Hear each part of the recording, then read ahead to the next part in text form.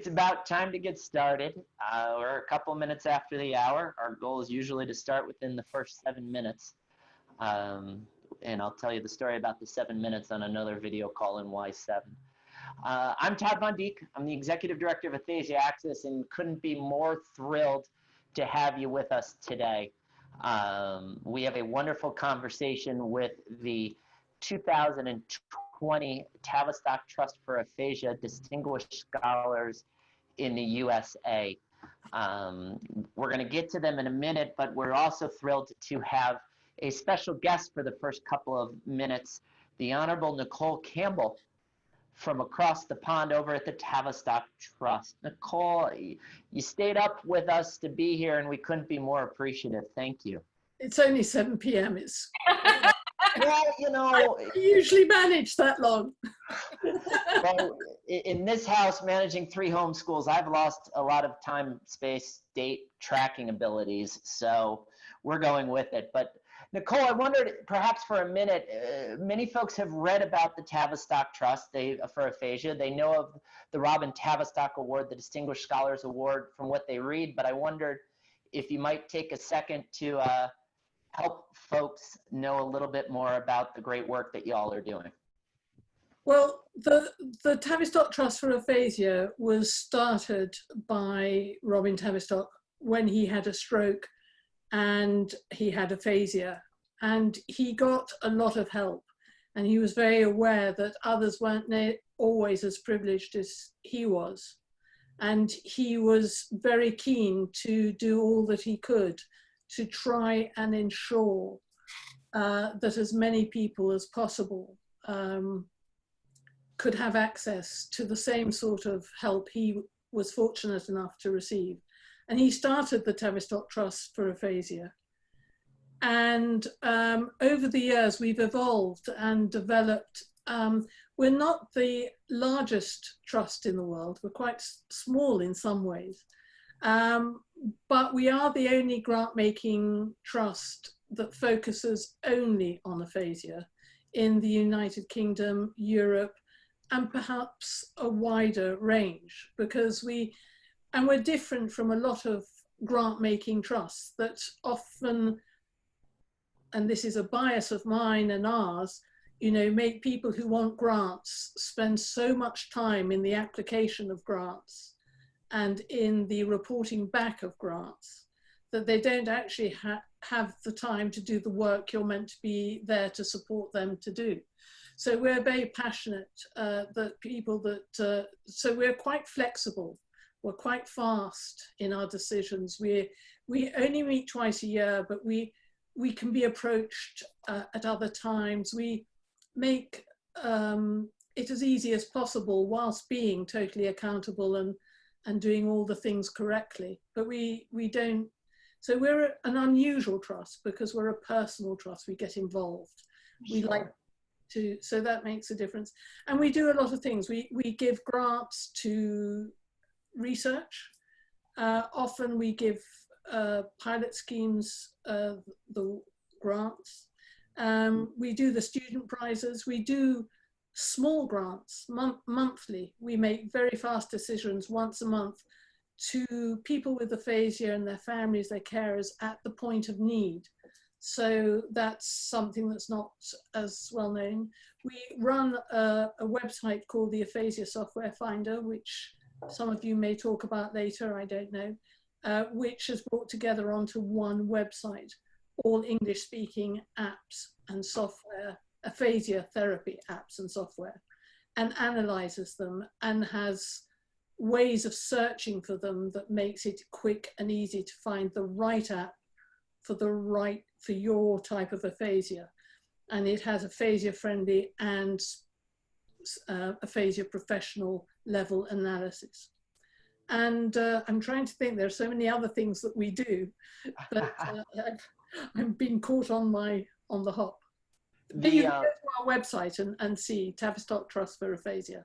Absolutely. And if you're more interested in the software finder, you can find it there. We also were fortunate enough to kick off Aphasia Awareness Month with an online virtual fireside chat with Dr. Abby Roper, who went through and provided some background into the software finder. That's on our website. So would certainly encourage you to go take a look there as well for some more information. One other question, Nicole, you know, we're all over here in the States keeping up with colleagues in the UK and elsewhere and worldwide.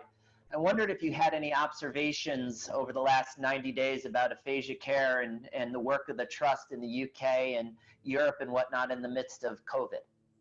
Well, you know, I'm not a spokesperson for that, but I know that one of the things that the Tavistock Trust for Aphasia has been able to do is bring together an alliance of organizations that work in the field of aphasia. And we meet twice a year, and we've done this over years to ensure collaboration and lack of replication, maximizing of resources, because some of these organizations, before we brought them together, weren't really in relationship with one another. And this has made a huge difference. It includes the Royal College of Speech and Language Pathologists and all sorts.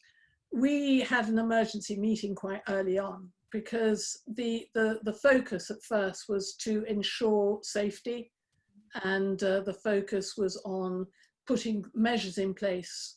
And so speech and language therapy, which stopped overnight because there was no face-to-face meetings.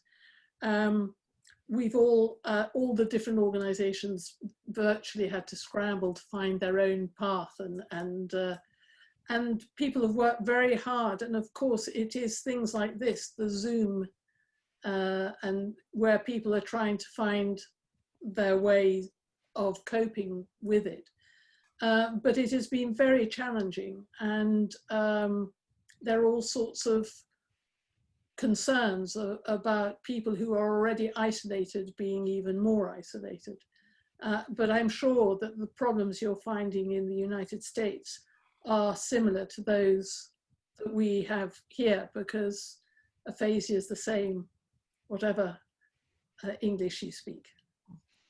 Well, thank you, Nicole. We appreciate and grateful for you to taking a few minutes. I know that you're anxious to step back and let our panel do the chat, as I am too, because that's the reason folks are on the line. But just thank you, and we're grateful here at Aphasia Access for the relationship we have with the Trust and with you. Well, thank you for helping us facilitate this. It's we're very grateful to you. All right, I am going to turn this over now to, oh, Jamie, hold on one second. I clicked the wrong button. This is live here. Me and my Fireside chat. Jamie, you're back. So Jamie's back, perfect. There we go. I'm happy to turn the panel over now to Jamie Azios at Lamar University, a recipient of the Distinguished Scholar Award from last year, to kind of bring us today's conversation. Jamie, it's all you. Thanks, Todd, and welcome everybody, and congrats to our newest 2020 Tavistock Trust for Aphasia Distinguished Scholars. Let's just start off with some introductions. You guys can introduce yourselves and maybe tell us just very briefly your research interest, and feel free to mention any of your social media handles or websites so people can look at some of the awesome work that you're doing. Brent, why don't you start us off? Okie dokie. Well, my name is Brent Archer. I'm located in Toledo, Ohio. I work at Bowling Green State University, and my interest focuses primarily on conversation groups as venues for helping people with aphasia relearn communication skills in a meaningful, highly relevant kind of context. And we've got we work very closely with the aphasia group that meets at Bowling Green State University, and we have a number of other projects going on. So we really do try to have a very kind of LPAA sort of focus to all of the work we do. I don't have any social media handles. I should get on that. But yep, that's what we're up to at the moment.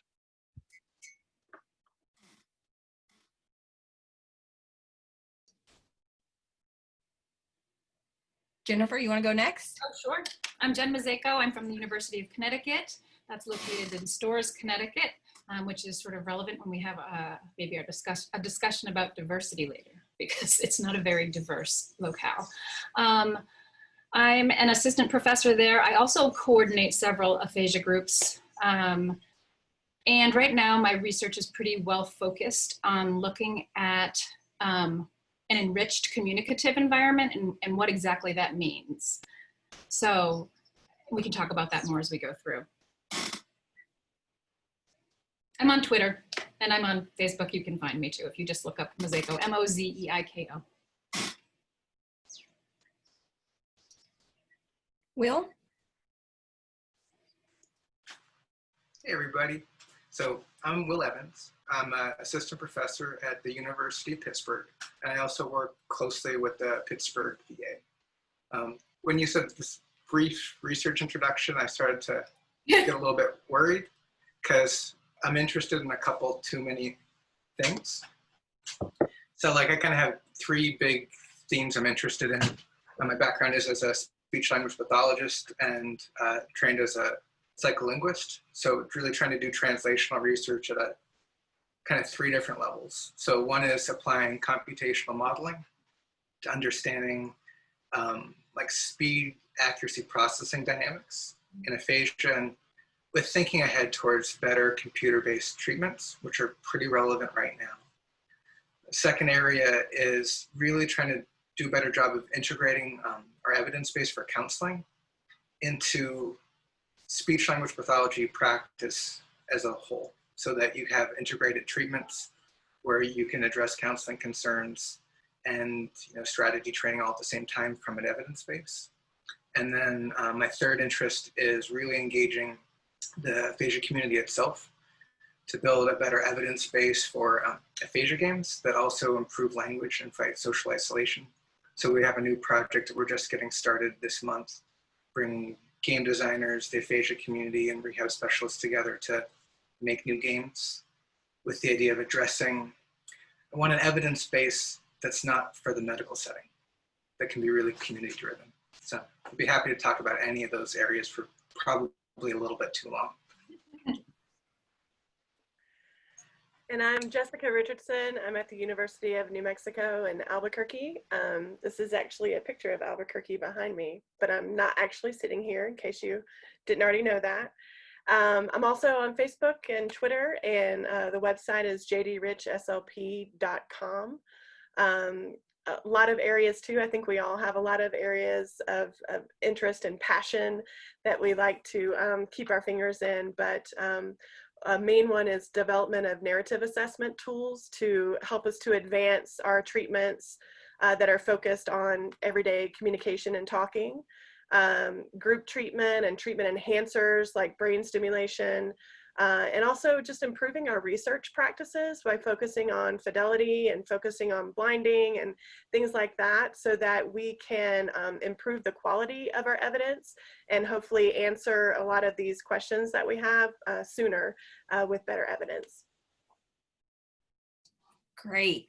Thanks, guys. I've been so impressed with the quantity and the quality of work that y'all are putting out. And so we'll get to and ask kind of a big question right off the bat. How do you feel like your research is going to change aphasia care? So is this the nose goes? Yeah. Anybody take it? I can start. I don't think it's going to be my research specifically that's going to change aphasia care, but it might change the perspective with how we view care. So like I said, I'm really focused on this concept of the enriched communicative environment right now. So for example, we know that rodents make better recoveries when their cages have toys and other animals to interact with. And we think that it's pretty likely that there are enriched environments where humans are concerned too.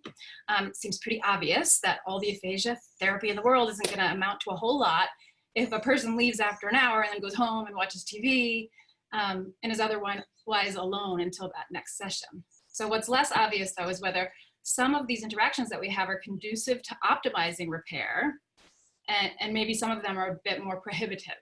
So we go back to that question of how aphasia care will change. I think that we're working on changing the perception that recovery is anything less than like a 24/7 pursuit. So I guess by that I mean, if we really want to maximize neuroplasticity and recovery, we need to be remodeling the brain, not just during those sessions with a speech language pathologist, not just during intentional conversations, even with the caregiver, but all the time. Yeah, that's really fantastic. I think a lot of your work has really, the whole panel has focused on this idea that what we do in therapy really matters. And so I love that idea. Anybody else have anything they want to add? I mean, this kind of builds on what other folks have been saying, and this is sort of, I think what we're trying to do is build a pyramid, right? And no one person builds the pyramid. So hopefully by the time I'm done, I will have moved 1 or 2 blocks into place, that some people might find useful in the future. And this relates a little bit, I think, to what you were saying, Will, and what other folks have mentioned. The one thing I think I would really like to do and to have happen is to change the way people think about evidence-based practice. Because I think as a profession, as researchers and clinicians, we are very concerned with external evidence as a form of evidence-based practice. And of course, that's important, and it is a component of evidence-based practice. But there are 2 others. It's a tripod. It has 3 legs. And the one is client values and perspectives. And I feel that we have been a little bit lacking in that regard. And so something that I have tried to do in my work, and something I'll tell anybody who cares to listen, and even people who don't care to listen, is that we need to reconceptualize evidence-based practice. And we're not doing evidence-based practice unless we make a good effort to find out what it is people with aphasia and their families want to get out of therapy. And of course, there are lots of ways of doing that. But if I was to focus on one thing that I hope would change, and it is changing, it's very encouraging to see. If you think about in the 90s when that article laying out LPAA, the principles of it was first published, things have been moving in that direction. So I hope that I can contribute to that. And in the end, it creates an aphasiology that really is focused on the most important stakeholders. I don't like the word stakeholders because it gets used a lot and it's kind of like a buzzword, but the people who should be at the center of our practice are people with aphasia and their families. And so my hope is that my work can contribute to that and can keep up the momentum and move in this very positive direction. And I think to build on that, part of my work is bringing the care partner more and more into the narrative, not only for their supportive role for the person with aphasia and the role that they may actually play in rehab and, having those 24/7 enriched environments too, like we know that that's important, but also identifying and addressing their needs, the things that have happened, the changes that have happened in their lives because of the aphasia as well. And then one of the main things that I hope will continue, long after I'm gone, is that from the very beginning, when we've worked on these assessment measures, is we've been thinking about the clinician, and we've wanted to make sure that as we develop narrative assessment measures, that these are actually something that are going to help discourse assessment, narrative assessment be accessible, be understandable, and be able to be utilized and translated to the clinic really quickly, so that we can really focus on discourse and narrative assessment as something that can be objective and not just a subjective throwaway or just to get a general sense of the patient, but can be used in a way that is manageable and accessible. And so we've really kept the clinician in our minds since the very beginning of the development of these tools. This is all awesome. I like some of the themes I'm hearing so far, right? And I think that probably most of the people, if you're watching a fireside chat from Aphasia Access, you've probably taken a life participation approach to aphasia to heart, right? And I love that model, thinking about these different factors. So some that I've heard, in terms of values, Jen, I love the work that you're developing about environment and then thinking about better ways of measuring these things so they can have a high evidence base behind them, right? Like I really like using that motivating model to think about what kind of research we should be doing. And so like, we have some choice about what becomes evidence-based treatment. Like, clinician scientist, I already know in my heart what works, but trying to make the best contribution I can make is trying to go beyond that and be really careful and really aware of bias, right? And so like, we're laying out this LPA model, so we've talked about environment, fidelity, and like values. And one of the places that I'm very interested in making a contribution is, and I think the part that's awesome about environment is we often do research on mechanisms or things that you can measure carefully.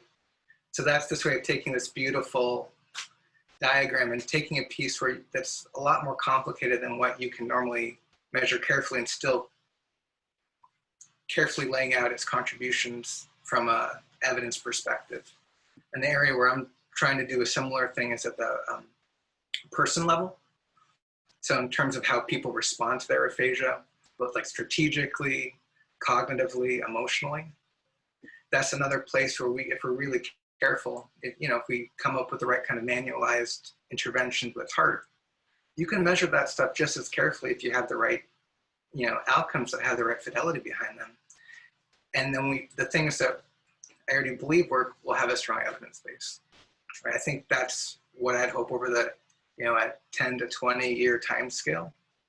That's what I aspire to. That's really cool. I think, sometimes it's hard to make your work readily available to clinicians, as a researcher. Sometimes that's a big challenge. But what I love about all this stuff that y'all are doing is that when I read it, to me, it's very translational. Somebody can pick up that work and use it tomorrow when they're thinking about how do they structure their aphasia therapy or what matters after that aphasia therapy, as Jennifer was kind of talking about earlier. So thanks for the great work that y'all are doing and putting out there for us. And so I guess my next question would be then, how do you think centers or programs that aren't research-based could better incorporate the research that you're doing into practice? Oh, I forgot to mute my mic, so I'd jump in. That's okay, Jess. Yeah, it's fun. So we got a little bit of preview of potential questions, and I kind of misread that one because I wasn't thinking about the community just as consumers of research, right? Or like how should they be thinking about research more generally? And like, Brent's, the comment about stakeholders, it's definitely a buzzword, but it's also a really important one right now. So there's good PCORI initiatives through Project Bridge to get the input of communities first before we spend the 10 years doing the work that may or may not really have value from the perspective of people who care about it. So that's one big piece. And also thinking about how to better coordinate recruitment for large scale trials that matter from their perspective. In terms of applying stuff, like maybe I had my clinician hat on a little bit too tightly, but I already think they're doing a pretty good job of that because it has to be individualized.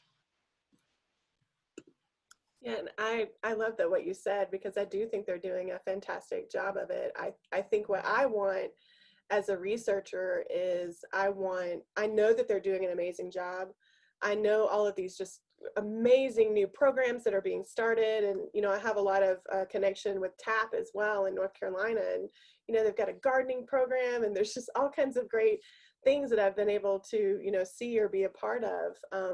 And I want to help empower them or help pave the way so that they can show us that evidence.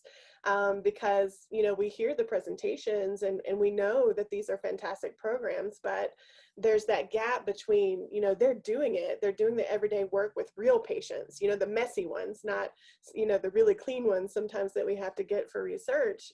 But we don't read about it in the journals, and because there's that big gap there. And so, you know, one of my suggestions, and I've been able to do this as well, is to partner as best as you can. And Will mentioned some of those mechanisms, but there are many researchers out there who would love to work collaboratively. And there are even a lot out there who have pretty restricted communities of people with aphasia, or may have restricted access, and they need access, and they're willing to pour their hearts and their money and their time into your center. And so I think kind of finding those collaborations and seeking those out would be a wonderful thing for centers and researchers around the world.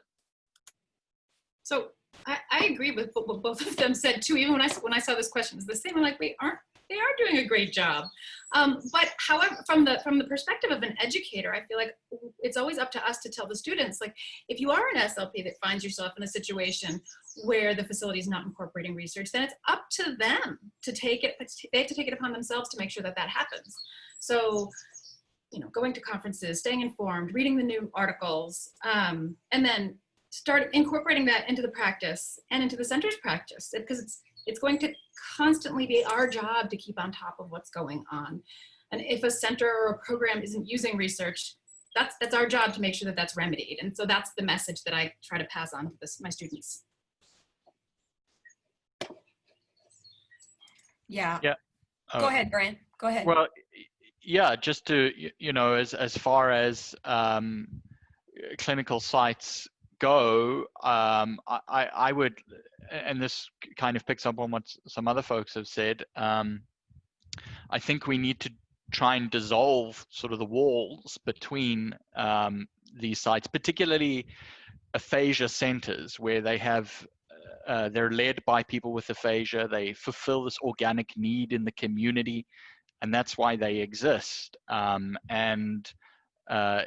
You know, we can kill two birds with one stone, right? So you can set up really great programs that people with aphasia want and that help meet their needs, but you can also build a research angle in there so that we can demonstrate, if we measure it in the right kind of way, that these programs really do make a difference and really do improve you know, psychosocial outcomes as well as communicative outcomes. So we had a project going on over here just recently where one of the leaders of our local aphasia group, who is a person with aphasia herself, wanted to set up a project where at our local art museum, it's a really good art museum. You guys may have heard of Libby Glass. And so Libby was from Toledo, and him and his wife started this art museum. It's a really great museum. And it's free. Anybody can visit it anytime. But they have these tours put together by volunteer docents. The leader of the aphasia group approached us and wanted to put together a series of aphasia-friendly tours. And so we were able to do it in such a way that we got some research findings out of it. You know, we got feedback from people from aphasia. They helped us determine what the kind of training was. And so we basically tried to teach the docents some SCA, supported conversation for aphasia techniques to use during their tours. But I think that's an example of how places where treatment is being delivered are also centers where we can do research and can help to build up this evidence base, and at the same time can address the needs of people with aphasia. So, you know, I like this, you know, the PCORI initiative and participant action research, and I think we need more of that because there's really good work happening out there, and so we can study it in a systematic kind of way. There's also I'd love to. Tavistock support or funds CATS, which is the collaboration of aphasia trialists. And I just saw this important plug that we need to say too. They're there to help with people wanting to know how to put those protocols together to get their research out there. So, so that's another resource in addition to the PCORI. Just one thing I wanted to follow up about this part of the discussion real quickly, like to kind of ask all you guys for advice. And so as I've started to think about this, because we know now that if both the research idea and the methodology comes from people like us, it's much less likely to provide the help that we'd hope, right? It's got to come from the community first, like in some sort of equal way, right? I'm totally sold on that. I'm really excited about these developments. But then when I think about applying all my highest level research training and the way I have to write these protocols, there's all these concerns about bias. And so as a preliminary step, where we try to get these ideas really clear and make sure that they're not just ours, totally sold. But I'm really curious what people think as like we try to build to kind of higher levels of evidence, things that, you know, traditionally been solved by a clinical trial, but that's only one option. Like, how do we get to the point where our research collaborators as the community are also the research participants? How do we set that up eventually so that we can feel really good about our evidence base, that it didn't come from us, but that we've carefully addressed issues like bias? Please let me know, because I'll do it. Yeah. Well, I think oh, go ahead, Brent. I think you've got to think about what kind of paradigm you're operating within and what kind of question you're asking. So if you're asking a question about does this treatment change the person's behavior, then the usual quantitative, kind of logical, positivist way of answering that question, there are lots and lots of procedures for that. But if you want to ask questions about people's lived experiences and what they get out of a particular process, I don't know that you can do that, and that you can't ever get away from bias. And, you know, I have a very particular view of bias. I think everybody is biased. The only person, you know, maybe zombies don't have biases, but they're not technically alive, right? And so the best you can do is you can be upfront about it. And so to me, if you are interested in client values and perspectives, it's not a failing to say that we asked these stakeholders these questions and we wanted to get a read on how they felt about the process. And I don't know that bias is really the relevant issue there. The question I think that's more important, and I understand why people are oriented to bias. I'm not saying we should completely turn our backs on that, but is it grounded, right? Are our findings grounded in the data generated by people with aphasia? And so that there you would use more qualitative kinds of frameworks to answer those questions. And in the same way that you get high quality clinical trials, you get, and low quality clinical trials, you get high quality research where you've asked people about their lived experiences, and low quality, right? And there are pitfalls and there are things, but you can be systematic. And I guess we just got to look to other fields. There are lots and lots of frameworks out there that we can use and that have been used in aphasia. If you think of the work of Dr. Linda Worrell and her group in Australia, they are very systematic in the way they apply these protocols and have really advanced the science. And we have a much, much better idea of what it is people with aphasia and their loved ones want to get out of the process. So I definitely think there are ways we can deal with that. Let me jump in here. What a good discussion. I love it. And there's a question from the Facebook page that I think is very relevant to the kinds of things that you guys are talking about. There was a question about how do you think your research is impacted by the fact that you often need this clean, not messy data with your research participants? And do you think there's a piece of the picture that's missing, or, you know, if we don't use the messy data? So. Yeah, I can jump in there. It's definitely something I'm very passionate about, because I'm very passionate about, you know, high fidelity. But I do realize, and I get on soapboxes, and I won't do it here, about how many people we're missing who are who represent better, I think, the broader population of people who are living with aphasia. You know, they may have multiple morbidities that you aren't allowed to include because of inclusion-exclusion criteria, or, you know, they may not be allowed in the scanner, or they may not be allowed here, you know, because of, you know, metal in their head, or and we're just missing out so much, I think. And, you know, this is a problem, and I don't have a solution for it, but it's a problem in how we fund research, and who funds research. And maybe it's a problem in how persuasive we are or are not in convincing people that this is a problem and that we need to do this real research.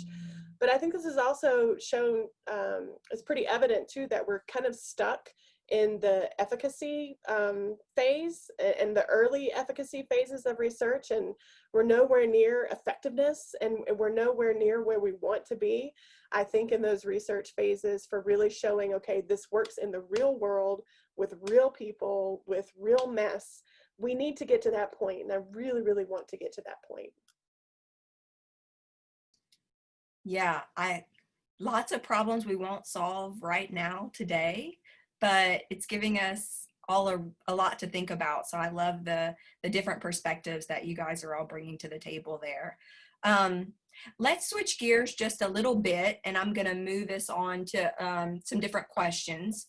So the COVID-19 pandemic and the recent tragedies involving social injustices and inequities have really increased our awareness of the disparities that exist in our country, but also in our profession. So I'd hope you can talk a little bit about what we can do as educators, researchers, and clinicians to ensure that our services are accessible, that they're unbiased, and that they're culturally sensitive to those that are most marginalized.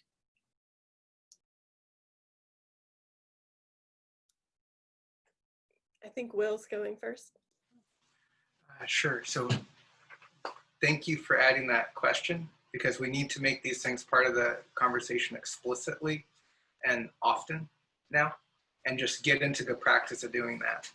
I'm not going to attack it broadly. I think there's a lot of good content here I'm looking forward to hearing, but I just want to talk about one specific piece that's come up in my lab. So right now I have a couple students working on a scoping review project. So an undergrad named Brandon Wee and a PhD student named Rob Kavanaugh. And we were already trying to get together the last 10 years of aphasia research to look at things like dosage and how well it compares to what's actually going on in the clinic. And then they came up with this really good question about representation.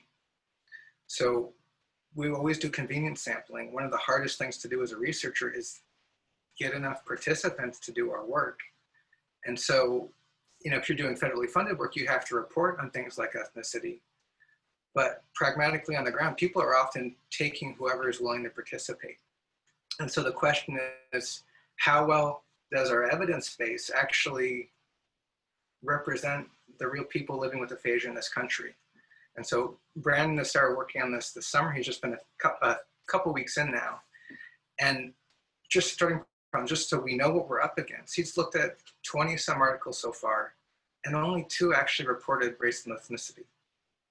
So we don't even have the data to quantify the potential issue that we're up against here, just trying to address basic issues like representation. We'll see how it ends up, but hopefully there's some regression to the mean there. But right now, we're only being reported about 10% of our tiny sample. And this comes up too when with a lot of the discourse work that we do, because we, you know, collect here from our own sample, but we also leverage Aphasia Bank or Dementia Bank or TBI Bank. And, you know, in every paper that I have to write about it, it's, you know, this is really interesting. I believe in this research that we're doing, but it's mostly affluent white people. And so this is what we have a lot of knowledge about. And then if you take it one step further, oftentimes it's mostly affluent white men. So, and we know that that's a problem with stroke research in general too. This is why we don't know about stroke symptoms for women, as well as we know about stroke symptoms for supposedly everyone, but that's really white men. So I think that there's a lot of work to do, and I think we do the work, and that work should begin, I think, as we all know, with examining our own biases and the biases and inequities that are in the structures and communities where we engage professionally. And I think that we need to be active. I think I get most bothered by any passive roles that I've played in the past, but also when people are like, well, I'm just going to passively do that. But we need to use our voices and our platforms to, you know, identify these problems and be part of the solution. I really think we need to do so much work in engaging professionals who are marginalized and who have had a harder road because of biases that they faced. And we need to reach out our hands and bring them up and ask them to be co-authors and ask them to be collaborators. And I think that for a lot of the organizations that we're associated with, who a lot of them receive quite a bit of money from us, we need to demand that they develop task forces and plans of actions, and then demand deliverables and progress reports on those things. And I think use our power to do that.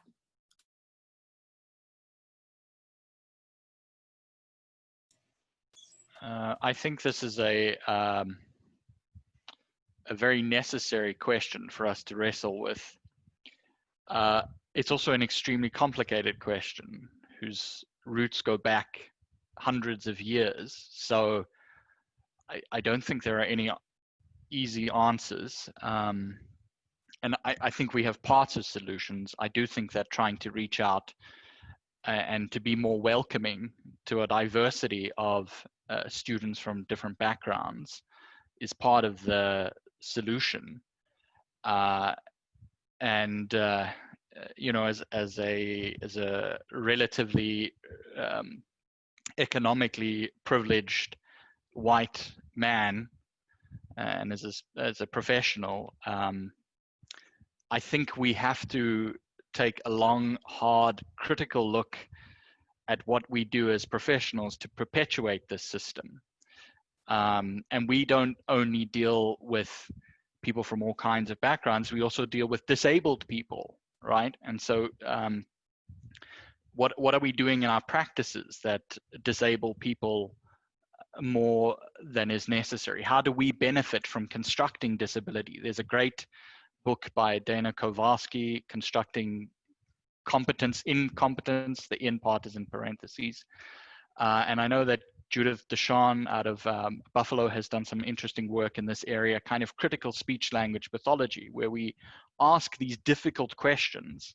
When you go out and you give somebody a poorly designed norm reference standardized test because that's what the funding structure supports, what are you gaining from doing that? And these are obviously extremely difficult, very, very emotionally charged questions. And as I say, I don't know what the answer is. I mean, I had a kind of an interesting experience at the last ASHA.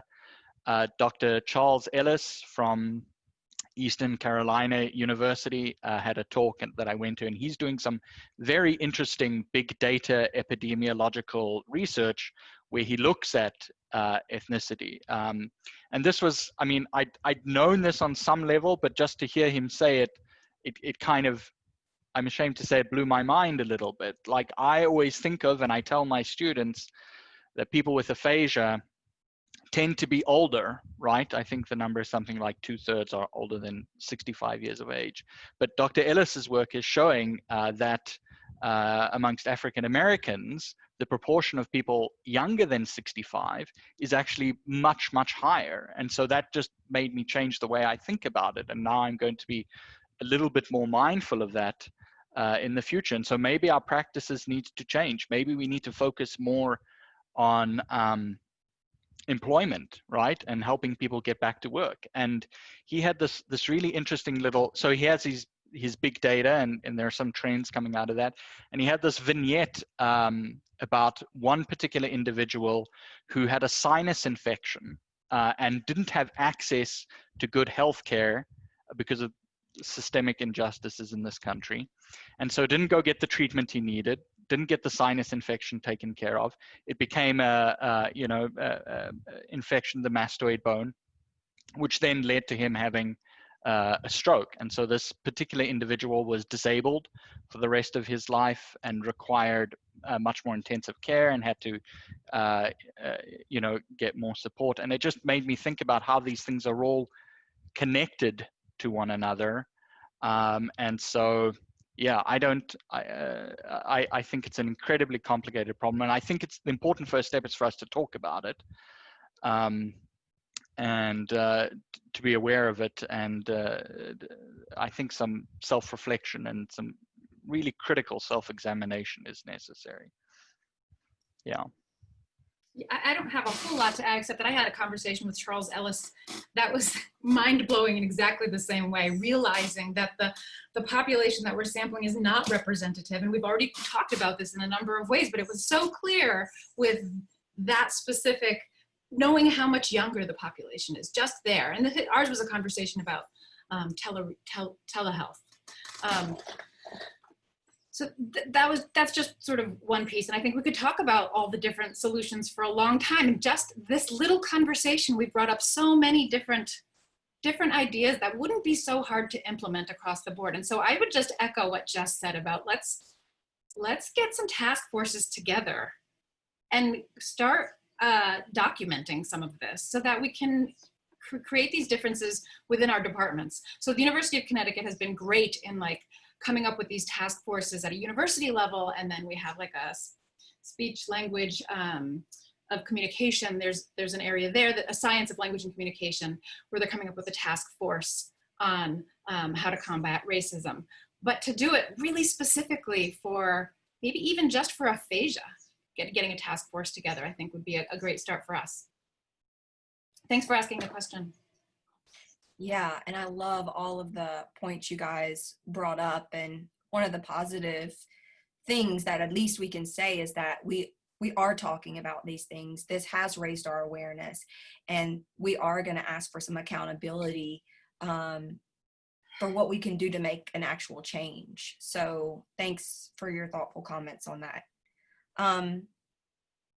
So in case we have any aspiring clinicians or researchers in our audience today on Facebook, our last question we'll ask is, do you have any advice for young researchers, young clinicians, students? Do you have any lessons learned? Anything you want to share? Who's going first? So many lessons. I say Will goes first.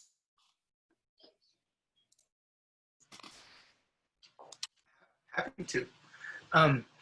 Okay, so it's nice that you put the question together, because I think a lot of the same things apply.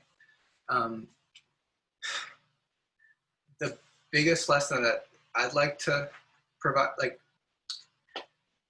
being professional is you don't ever have to hide your heart. And then I was lucky enough to learn pretty early in my practice that whatever this idea I had about being professional, being rigorous, being able to measure the right things, have this role, is relatively hollow if you're not doing it to be there with them, the person you're trying to help, directly as you can. It's not something you have to kind of hide around the edges, but that best professional practice brings that to the forefront. And it's one of the biggest things that we can offer to help put people in a place where they can change for themselves. And I do think that when we're talking here about translational research and person-centered care, the same darn thing applies. That and getting lots of training in stats and data management. And the one does not refute the other. And I think building on that, like not letting anyone take that away from you. I've definitely had people even just outright tell me that, you know, you care too much, or you're too passionate about this. You've got to think about, you know, it in a different light. But it's the reason that I do what I do. And so it's the only reason that I'm in academia at all. So don't let anyone take that away from you. And then I think the biggest thing that I learned, and I learned it too late, was to not be afraid to contact those people that are on the journal articles and that are on the chapters that you're reading. You know, they're a rock star. You blush when you see them at a conference, but email them. Don't be afraid to make that phone call. The worst that they can happen is that they're going to say no, or they're going to ignore your mail. But in my experience, that again, I started too late, that's quite rare, and the best happens. They want to help, or they want to clarify something that you had a question about in their article, or they want to provide you a spreadsheet that can help you with your training to do their method, and they're willing to collaborate with you. So don't hold yourself back from that is one of the best pieces of advice I can give. Yeah, so my advice is to be super tenacious and to grow a really thick skin. And you can do that if you have this sort of underlying mission at heart, which is what these guys were talking about. I feel like it's easier to do when you're just kind of serving some kind of higher purpose. Yeah. So the great thing about our field is that there is still so much work to do. And despite all those opportunities, however, rejection is just part of the game. Thus the thick skin comment. So you need to be able to take rejection. You need to adjust based on constructive feedback, ignore the potentially misguided feedback, and try again and again. And then the research itself can be super frustrating. You can take a few steps forward and then slide 10 steps back. So I remember collecting data during my dissertation, and this is what was before we had a neuroimaging center at our university. So I was traveling an hour to get there. I was arranging for each of my participants with aphasia to travel there as well. I also had to arrange with my mentor who was coaching me through this procedure in the beginning. So she too had to drive out to this place. I also had a baby and a toddler at home. So simply getting out of the house in the morning was a production. So I drive to the site, I spend all day collecting data and scanning participants. And at the very end of the day, we find out there's a problem with the audio equipment. So yeah, the entire day was a waste and we were gonna have to redo it all. And I remember bringing this problem to my mentor. I was nervous. I'm like, I thought this mentor's gonna flip out. And her response was, that's research for you. And so I've kind of kept that in the back of my mind, and I can't tell you how useful that's been because, of course, 3 steps forward, 10 steps back. That's been par for the course ever since. Yeah. When students sometimes ask me this, I feel like they leave being crestfallen, because I think the statistics is something like 50% of people who start a PhD program never finish. And people have this illusion that you have to be smart to get a PhD. It certainly doesn't hurt to be smart, but it's not necessary, right? You've just got to be really curious. And I think we're lucky in that our curiosity is motivated by our desire to be helpful. We're all in a helping profession. And you basically can't take no for an answer. You can't give up. Like I know in the reading literature, they talk about miscues instead of mistakes. And I think that's the way you've got to think about it. It's not a failure. Like the project that you worked on for really long that didn't pan out, you learned something along the way. You may not have got what you wanted in the end, but you got something out of it. So yeah, I mean, I think you just have to be the kind of person who wants to find an answer and doesn't give up.